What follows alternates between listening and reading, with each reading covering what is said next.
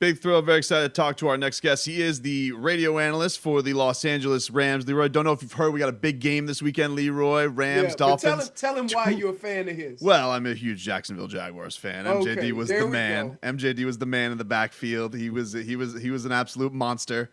One of the best to ever do it for the franchise. So it's a big thrill to have you on, man. Thank you so much for making time for us, and we're excited to have you. I appreciate you guys for having me, man. It's an exciting time. It's not exciting for Jacksonville, but it's No. exciting for my second home down in Miami. That's where I used to train. So I know that the fans down there are excited about having Tua, and it's going to be a good day for them, a good year. Well, listen, this is not an easy first task for him. So if you could give our audience a sense of what kind of behemoth they are going to be facing with Aaron Donald, as you know, young Tua gets his first chance and he's going up against an absolute monster. What is this guy like? What's it like watching this guy on a week-to-week basis? It's so funny. So my last year in the league was the year Aaron Donald came in. I remember playing against him, and at first I was like, he's not like doing too much, but they're like, yo, like you got to make sure you help. I'm like, this little dude's not going to damage nothing. And sure enough, first play, like just caused havoc. So, he uses his size to his advantage, which is weird. Being, I don't know how tall he is per se, but it's only 285, 290 pounds. But he's strong and he uses leverage. And so when he gets under these big offensive linemen, he's strong enough to lift him and throw those dudes, out of the gym. And so if you hold on the ball too long, he'll definitely get there. And it's not only him now that's getting pressure on the quarterback. Leonard Floyd's getting pressure. Certain guys are blitzing and they're blitzing their linebackers and other it's just they have a great understanding of this defense and how they want to attack people. And they're just rotating guys left and right. Michael Brockers is still a very dominant player on the inside as well. Sebastian Joseph Day does a great job of stopping the run. And the one thing that they do well that they understand is that when they stop the run on first and second down, they get the right to rush on third down. And everyone wants to rush, right? So guys are playing hard on first and second down. And if you're the Miami Dolphins, you're going to try to run the ball as much as possible and quick game and get the ball out quick. But if you don't, I've seen Aaron Donald get to the quarterback within under 3 seconds. So, it's going to be a tough task for Tua and that offensive line. But, again, he's built for this. Watch him in college, the weapons they have on the outside, he's built for this. Oh, it was a bit of a surprise. I mean, that was a big thing down here is that they made the move when they did because Fitzpatrick was playing pretty decent. You were on a team that switched to a high drafted quarterback. You switched to Blaine Gabbert. I remember that year that that was an amazing year for you. What is that? I guess that switch like? Do you remember that from that season of like, all right, we thought the vet was going to be the guy, but we're going to go with this young buck and what is, I guess, does it feel as a collective group knowing there's going to be a lot of attention on him, but you may have to pick up, I guess, the slack for him? Well, I think my situation in Jackson was a little bit different than what Miami had, right? Like we had won our first game. And I think we went to play the Jets the second week, and Luke McCown threw 4 interceptions. And so then they put Blaine in. And then once you put the young guy in, like you're going to keep him in there. The difference is, that year became a tough year. We were learning. There was a lot of new pieces. Guys were getting banged up. And so it just happened that way. I think this is completely different when you're talking about the Dolphins because you're in the race for the division, right? Like Patriots are down. Jets, obviously, are the Jets. Bills are starting to struggle right now. So you have an opportunity to get rolling. And Fitzmagic was like playing exceptionally well. And it wasn't like he was streaky hot like he's been. He's just been playing consistent game after game after game. And so I think the plan was always to play Tua after the bye week. Remember, the bye was supposed to be in week 11. Now it happened this past week. So it kind of pushed their plan a little bit faster than they wanted to. But still, at the end of the day, I would have stuck with Fitzpatrick. But I get it. They're in there. They're still rebuilding. They're still building this thing to be a contender for years to come. And they felt like after this bye week, getting Tua, naming him the starter, that he'll have enough practice reps and that he can get going. The difference is, I'd have probably started him against the Jets, right? I don't want to start him against a second-ranked defense in the passing game and passing yards per game and second total scoring defense. So It's going to be a tough task. And I've been saying this all week is that it's going to be baptism by fire for Tua. Like, we're going to put you in there against one of the top defenses in the league and see what you can do. Now, my question is this, and I try to explain this to him, but for some reason, he thinks I'm an idiot. That I've never seen a situation where a quarterback was replaced after 2 victories. Right. And so how that transpires, you have to have a lot of trust in your coach for him to come in front of the players and say we're switching quarterbacks after a 350-yard game against the 49ers, right. And then what he did against the Jets. Now, I told him why is because he struggles with the deep ball. So, he's 38, and sometimes his arm looks a little weak. And he compensates for it by getting rid of it early. But in the end, there's a lot of balls that end up being jump balls because he can't get it deep enough. So I understand that. The thing that you were talking about is, the bye week got moved, and if that's the plan, that's the plan. But from a player's perspective, when the first thing you were told when you come into a meeting room is that you're going to earn everything you get on this football field. How does that transpire in the locker room? Because it's tough. For me, it's tough, even though I understand why they made the change. Yeah, I mean, as a player, you're in it, so you don't really see it from the outside point of view. I was in Jacksonville. I remember the day they cut Byron Leftwich. The week one? They cut him the last cut before we went out to practice for our first game in 2007. And you have 2 choices, right? As a locker room, you fold, you be upset, or you galvanize and you try to win games. So we galvanized and won games. The next time they did it was with David Garrard, the same exact way. And we felt like with David, we had a chance to win our division at that. To be honest, I think that Houston won the division that year at 9 wins. And with David, we'd have won way more than that. David was athletic enough. He was going through some issues, but he was still athletic enough to get us out of some situations. And he played enough football. And so you can't tell me, and again, you have to have a strong locker room. You have to communicate with your players, right? That's the first thing, communication the key. But it's hard to tell a player we're here to win games, and then you bench a guy who's literally playing really good for a rookie, right? I do believe this, though. A lot of guys in that locker room, from what I hear, a lot of people in that organization, they believe in Tua. You know, they see him at practice every day. They see what kind of stuff he got in the game. He played well. So that, I think it's a little bit different than us being on the outside. But still, it's tough when a guy's winning to bench him, if that makes sense. Like it's hard to be like, all right, bro, you just balled out for 2-3 straight weeks, and I was saying this on I do a podcast every week here in LA called the Heli Pod. And it's hard to be like when Fitzpatrick is running over guys against Jacksonville to get touchdowns, he's run over linebackers and celebrating and all this stuff, and really taking this team as his and giving it energy and all this, to then say you're not the quarterback anymore. That's why I think you got the response. But as from a player standpoint, there's 2 things. Like I said, 9 out of 10 times you're going to galvanize, come together, play the best you can, because at the end of the day, you're going to be graded off of what you do anyways. So you can't have that emotional, oh my God, like we were winning, what happened? Like you still got to go out there and play. And I think that's where people, our fans don't really understand that regardless of what happens, what decisions they make outside of football, or they're going to mess with that locker room, you as a man have to continue to go out there and put on good tape. You as a man have to continue to go out there and be open if you're a wide receiver, block if you're a lineman, run the ball a certain way, defense, tackle, cover, all those things. Because if you allow that to mess up your play, guess what? It's kind of, you're gonna be sitting next to Fitz. Yeah, or you're gonna get out of there. They're gonna trade you. And there's rumors already from down there that they're about to trade Xavier Howard, who's been balling too. So that's going on. That was like a whole thing yesterday. They're like, oh, it's true, it's not true. I don't know. It's I'm not surprised if they would try and move off Xavier, but I would think it would be like next year where they would try and do something like that. Like he came just because they drafted a guy in the first round and they paid another guy a ton of money. So I figured that's the way the NFL is. If they could save a buck and Noah Benogany can be the cornerback next year, they'll try and do that. But this year, Noah came in the first couple of games. He got toasted because Byron was hurt.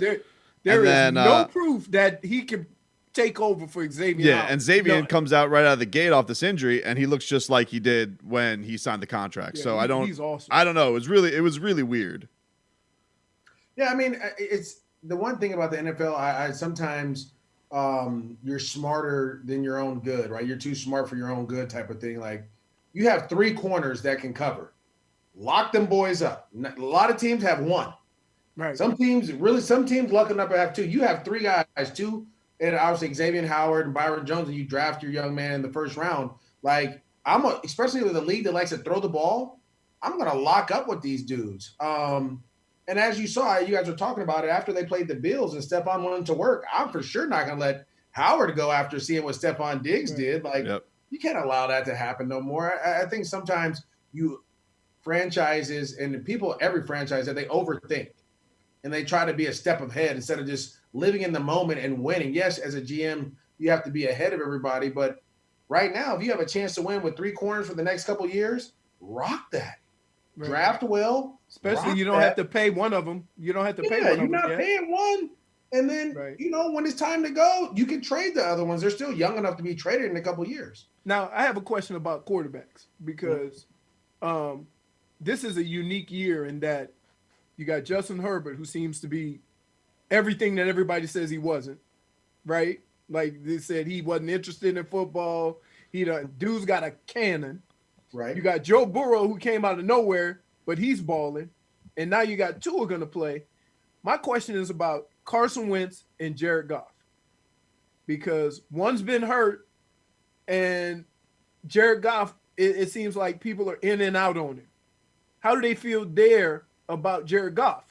Yeah, so it's funny. Everyone likes the wow guy, the guy that can scramble all around and throw the ball down the field because it's exciting. But with that guy comes a lot of mistakes. Look at Carson Wentz, right? A lot of turnovers, a lot of sacks. Mm-hmm. But yeah, he'll make the game-saving play after, throwing 2 or 3 interceptions. He'll make the game, throwing touchdown like he did against the Giants. Right. Jared Goff is efficient. He's the complete opposite of that. He's always going to be here. He's never going to leave this. He's going to give you B-plus play all the time. And if it's not B-plus play, it'll be a B play. And so that's what you want in a quarterback. At least for me, I think efficiency is the most important thing in a quarterback. Sounds like Alex Smith. Yeah, Alex Smith. Tom Brady. Tom Brady's efficient, right? People forget that Tom Brady wasn't this. The New England Patriots were never built off of a strong offense. It was only one year they had a strong offense. Every other year was great defense and special teams, and their offense was efficient. Tom didn't turn the ball over. They were able to dink and dunk down the field. That's kind of what Jared Goff is. That's where he is. Alex Smith, another guy. They're efficient. As long as you don't turn the ball over, he'll put the ball where it needs to be. He'll put it in the perfect spot. But he's not going to make those wow plays. He's not going to scramble, get kicked in the face like Deshaun Watson and throw the ball. You look at what Jared Goff has done. He's won a lot of games. He doesn't miss games. And he's been efficient. And the dude is just – that's what I think. Efficiency in this world is boring.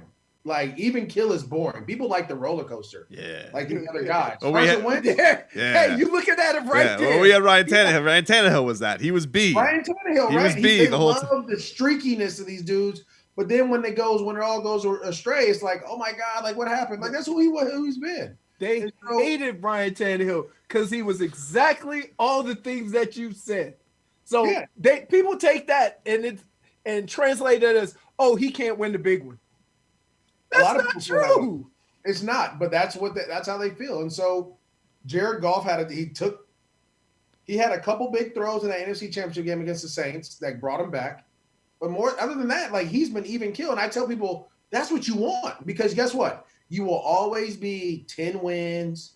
You'll always be right there in the thick of things. Even last year, even though it was a bad year, they went 9-7.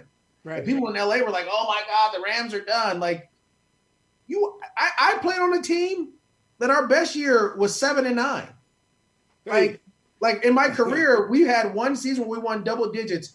Everything else was 8-8 or 7-9. Like, so winning double digit wins, 9 wins. Like, if that's your worst season, if that's your floor is 9 wins, you'll have an opportunity to win a Super Bowl eventually, as long as you keep adding the right pieces. So that's not what people want. No, this is like They want 13 wins, Super Bowl, or bust.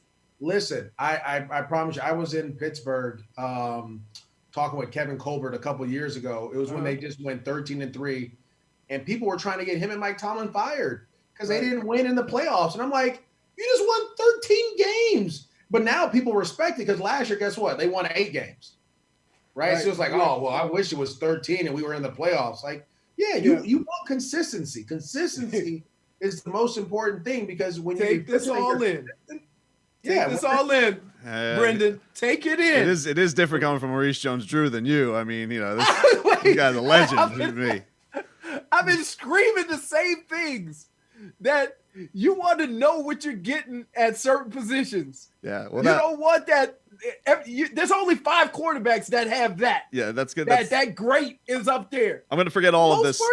I'm gonna forget all of this if Tua goes out and balls out and does flashy stuff. Like it's all gonna go out of my head. So you want Tua to be and I love that we're doing this. You want Tua to be as consistent as possible, because if he gives you these wild games, he's gonna look. I tell people, it's like a relationship. If you're in one of those relationships where when you're together, it's high and you're up here and you're lovey-dovey, and then when you're apart, you're down in the dumps, that wears you out, right? Yeah, I want my relationship to be high. I want it to be up here, but I want it to stay consistently up here. I want to be happy all the time. You just hope Tua can bring to you guys what he brought to Alabama.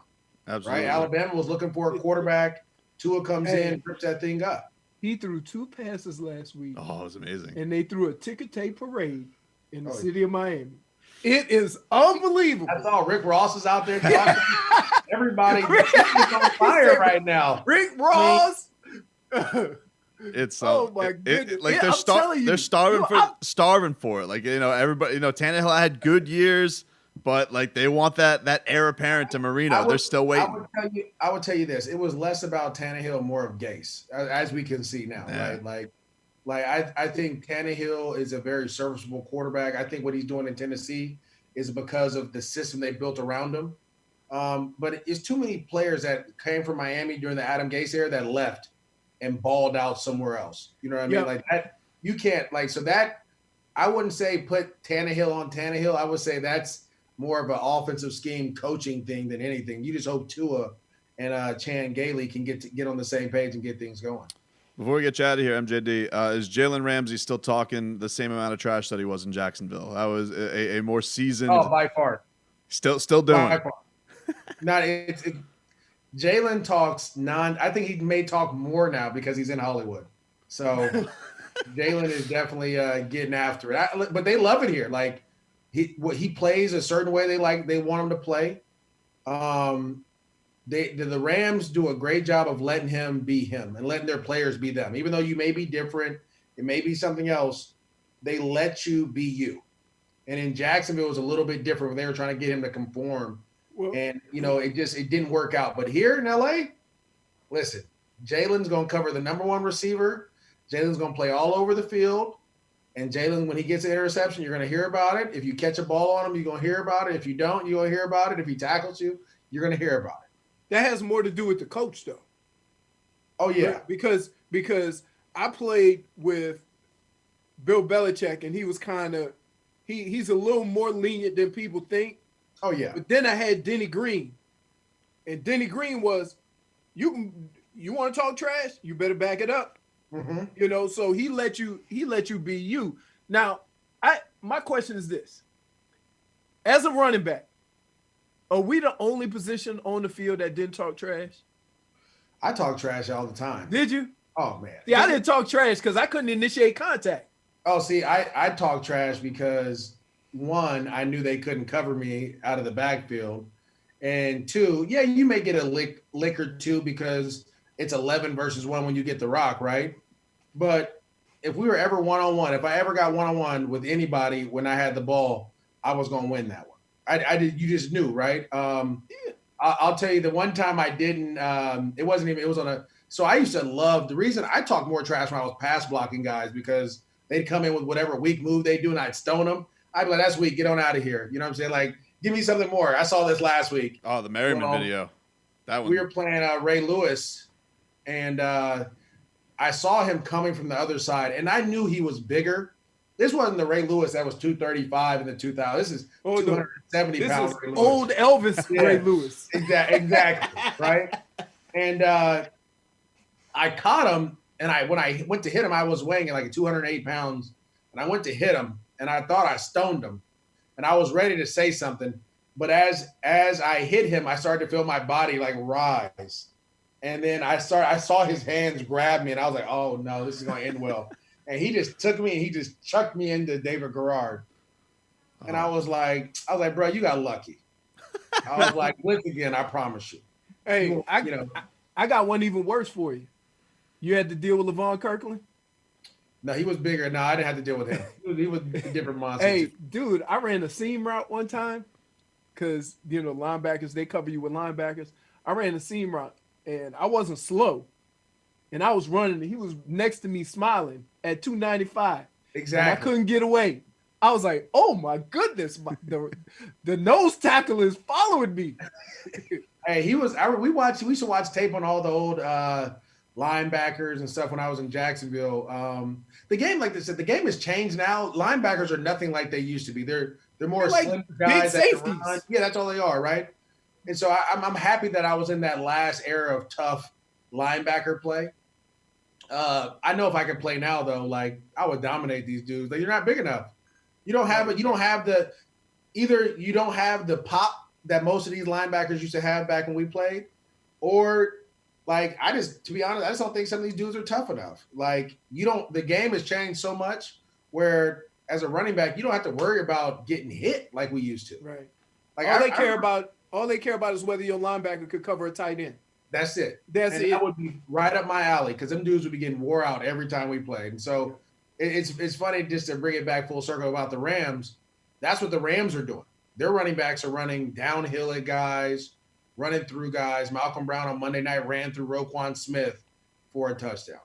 And they're kind of bringing this old school mentality back that's getting after some guys. Now, they did struggle against the Niners because the Niners play a different brand of ball than most, but it's good to see that the position's getting back to what it should be. Like, I'm a receiver. I have the ability to be a threat out of the backfield, but I'm a running back. I run between the tackles, right? I'm the toughness of the team.